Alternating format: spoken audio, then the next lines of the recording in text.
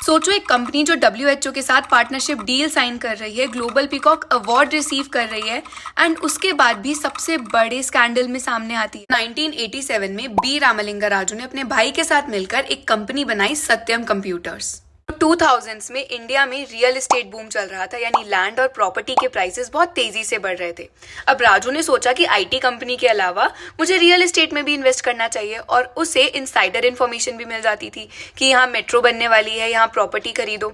तो उसने ऐसी बहुत सारी जगहों पे प्रॉपर्टीज खरीदी अपने नाम पर, अपने फैमिली मेंबर्स के नाम पर और फेक डायरेक्टर्स के नाम। हाँ, तो इसमें क्या दिक्कत है? ये सिमरन हमेशा इतना एग्जैजरेट करके बोलती है। तो सुनो, इस कंपनी का फाउंडर रियल एस्टेट खरीदने के लिए पैसे कहाँ से लाता था? वो अपनी कंपनी सत्यम कंप्यूटर्स के प्रॉफिट्स को, रेवेन्यूज को इन्फ्लेट करके यानी बढ़ाकर दिखाता था और अपनी कंपनी की फाइनेंशियल स्टेटमेंट्स को मैनिपुलेट करता था। पर ऐसा क्यों? उन्हें कंपनी की लाइबिलिटीज यानी जो कंपनी को पे करना है किसी और को, उन्हें छुपाना शुरू कर दिया।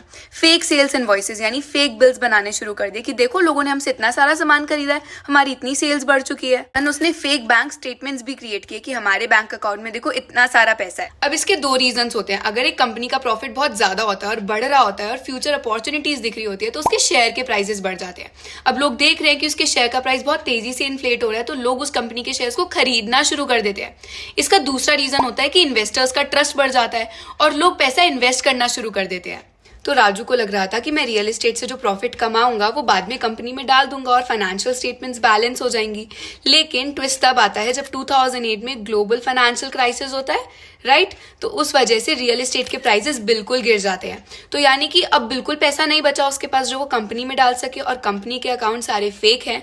राजू के पास दो कंपनीज और थी, मेटस इंफ्रास्ट्रक्चर और मेटस प्रॉपर्टीज। अब उसने सोचा कि मैं ऐसे शो कर देता हूँ कि सत्यम कंप्यूटर्स ने इन दोनों कंपनीज को अक्वायर किया है और जो सारा पैसा था वो सारा हमने उसे अक्वायर करने में लगा दिया और वो एसेट वाली साइड में चला जाएगा। लेकिन वो ऐसा कर नहीं पाया क्योंकि इन्वेस्टर्स ने उसके इस डिसीजन को रिजेक्ट कर दिया और एक ही दिन में इस कंपनी के शेयर्स 55% से गिर गए। इन्वेस्टर्स ने मना क्यों करा? क्योंकि उन्हें लगा कि सत्यम तो एक IT इंडस्ट्री है, ये रियल एस्टेट वाली कंपनीज को क्यों अक्वायर करना चाहते हैं। देन कम्स द डेट 7 जनवरी 2009 जब राजू ने बोर्ड को एक लेटर लिखा कि 7,000 प्लस करोड़ का कैश फेक था, इतने करोड़ का इंटरेस्ट इनकम फेक था और उसके अलावा मैंने लाइबिलिटीज भी छुपाई थी और सब कुछ सामने आया CBI की इन्वेस्टिगेशन में। फिर उसकी बहुत फेमस लाइन थी, I thought I was riding a tiger but I couldn't get of.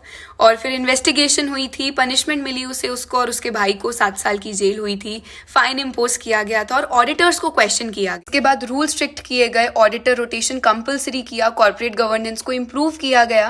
But I think is ये स्कैम सिर्फ एक अकाउंटिंग फ्रॉड नहीं था, ये एक पूरे सिस्टम का फेलियर था जहां मैनेजमेंट झूठ बोल रहा था, ऑडिटर्स पकड़ नहीं पा रहे थे और इन्वेस्टर्स भी ब्लाइंडली ट्रस्ट करते जा रहे थे।